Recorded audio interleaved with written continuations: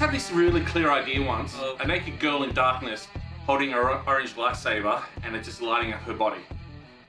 And that just stuck with me. I thought, oh, maybe I'll create a website first. And every day we do like Star Wars erotica image. The more I looked into it, the more I was really attracted to that period of Playboy where they created really artistic photos. It wasn't necessarily about just the flesh what the kind of 80s and 90s became. But I love the idea of having a tangible object, something what could only exist as a magazine. And that's how it came about. And then when we started making Wookieerotica, I said, well, if I'm making these costumes, why don't we do a burlesque show as well?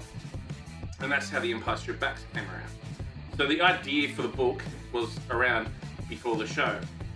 And then, just so happened, we created the show before we started shooting the book. When we first kind of came up with the idea, we had no money.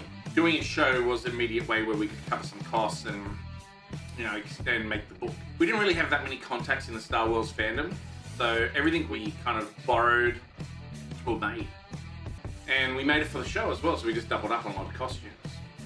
But nothing there was like film accurate. Like I made the Stormtrooper costumes out of plumbing materials and, you know, trip to the hardware store and just go, well, that kind of looks like something if I paint it like this and glue it to this.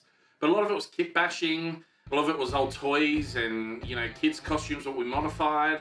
Because we only expected to do the Star Wars show once, as a one-off gag. And 10 years later...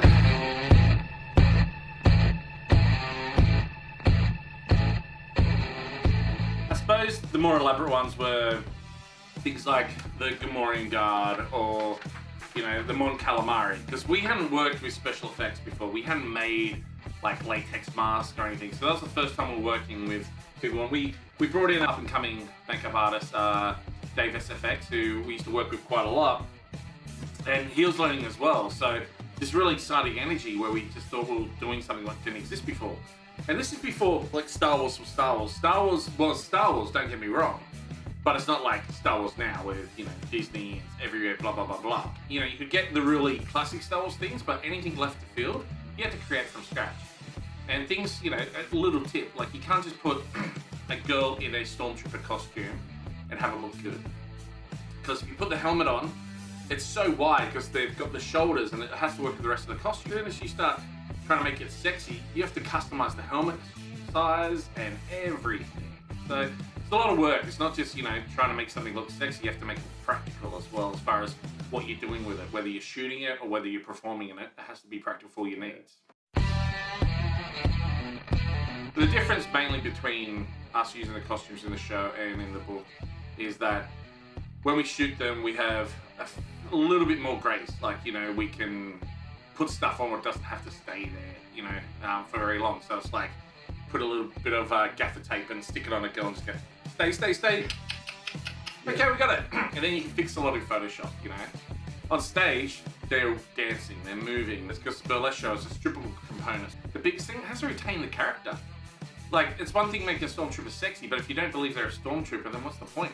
You know, I've seen a lot of shows where they've taken this kind of concept, but they've just made a version of that character instead of making that character. And that's the thing we always try to do. Like, you know, even though it's a different version, it still feels like the character. We embraced the digital culture. Like, you know, we couldn't make this unless, you know, we had that using Photoshop and all those kind of techniques and After Effects. But we try to get as much in camera as possible, so it had to be practical. And that was just basically, we didn't know how to do anything else. You know, we didn't know how to use ZBrush or anything, so we just made models and shot miniatures.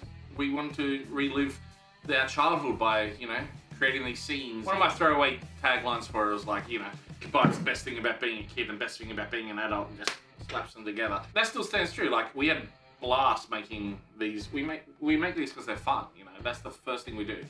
They have to be fun first. The cheapest costume literally would probably be this costume. It's literally some of my curtains and a belt. But put it in front of a waterfall, give her a lightsaber, and just wet it. Bob's your uncle.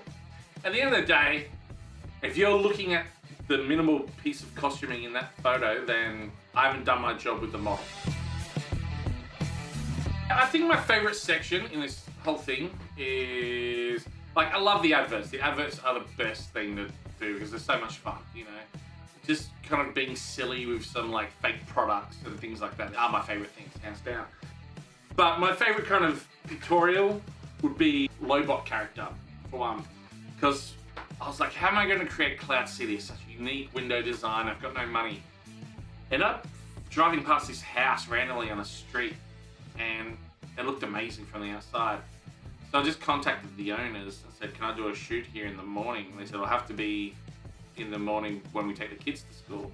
So we rocked up to their house like 7 in the morning with a naked bald girl and just started shooting around their house in Bondi. When we make something, we make it that we would be happy first. So it's fans making stuff for fans at the end of the day.